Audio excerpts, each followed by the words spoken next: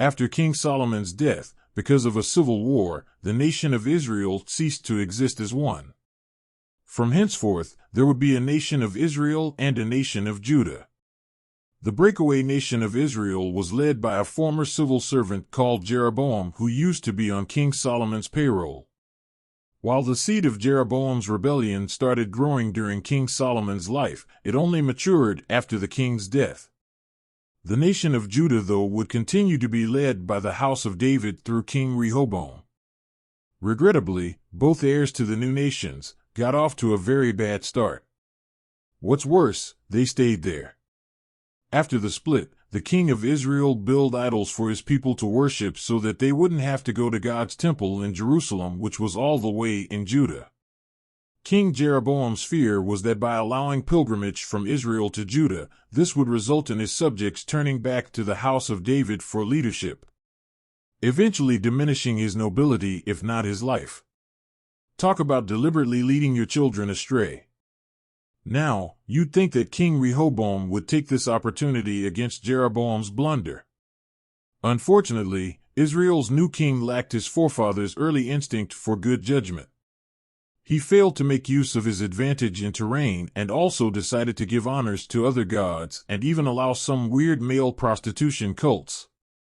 Strangely, despite King Rehoboam and King Jeroboam being united in opposition to God, the two never got along and were continually at war with each other's kingdoms till their deaths. So let's look to their descendants for the next great king of the Bible after Solomon. Unfortunately for Israel, the kingdom of Judah would recover faster from their episode of a bad ruler, following the sorry rule of King Rehoboam. This is because their king expired first. Rehoboam's heir was King Abijah or Abijam, depending on which book you're reading, the spelling changes. You'll then read that King Abijam had a short but poor stint as king for 3 years. Too bad. Let's move on. This brings us to King Asa. Now we're talking, 'cause King Asa did right by God. He avoided the mistakes of his predecessor by removing all the idols his dad put up. He even forced his mother to abdicate her role as queen mother after she exempted herself from his edicts. Check it out. It's in 2 Chronicles 14 verse 16. Even Maacah, his mother, King Asa removed from being queen mother because she had made an abominable image for Asherah. Asa cut down her image, crushed it, and burned it at the brook Kidron. This shows how determined Asa was to outdo his forefathers.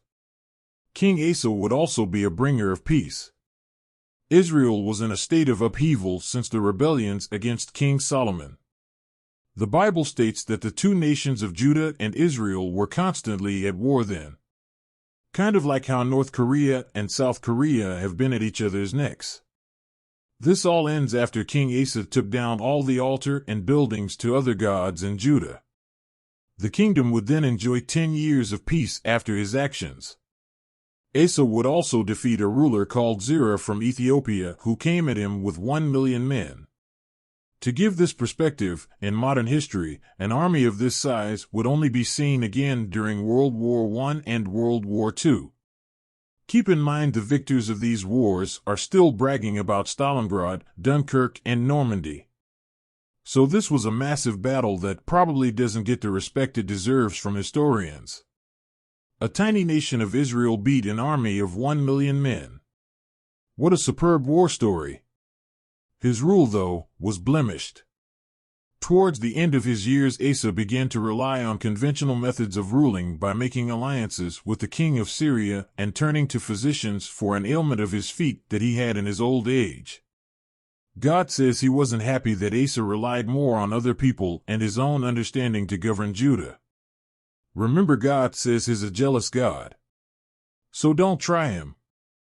Despite being unable to escape this disappointing trend of great kings, that is, wronging God in old age, Asa still got a dignified send-off worthy of mention. And Asa slept with his fathers, dying in the 41st year of his reign. They buried him in the tomb which he had hewn out for himself in the city of David. They laid him on a bier which had been filled with various kinds of spices prepared by the perfumer's art, and they made a very great fire in his honor. That's 2 Chronicles 16 verses 13 to 14. What Asa left with his rule was a period of peace for Judah and a mended relationship between God and the house of King David. Remember, since King David's death, all the kings had this dreaded quote read in association with their rule. And he did evil in the sight of God. This isn't said about the rule of King Asa. He is the first king to match his great-great-granddad, King David, in this regard, and only the second king since King Saul up till then to get an overall positive review from God.